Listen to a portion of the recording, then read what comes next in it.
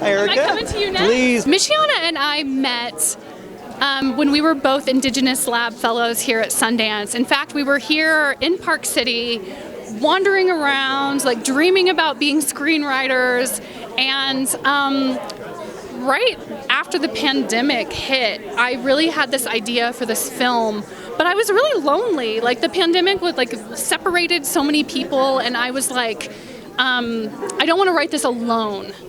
And so I remembered I'd read a script of Michiana's, and I was like, let's do this together. So I emailed her on Instagram or messaged her on Instagram, and I'm like, do you remember me? We met in Park City. Let's write a script together.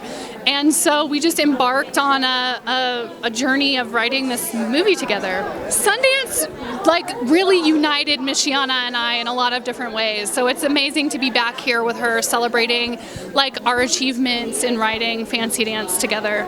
Yeah, I actually was just looking back and looking at that first initial message that I sent to her, and it was March 30th of 2020.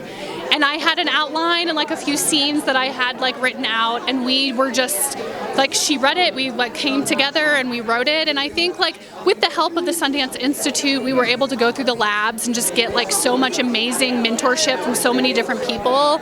And then we had these amazing producers that read the script and came on board and said, we believe in this. And so yeah, it's been 3 years it's been such a whirlwind of writing the script, going through the labs, getting the production up on its feet, and but yeah, I mean, it's kind of amazing. My first short film, Little Chief, premiered in 2020 at the last in-person Sundance Film Festival. So to be back here in 2023 and understand the accomplishment and what we've kind of succeeded in doing in 3 years it feels great.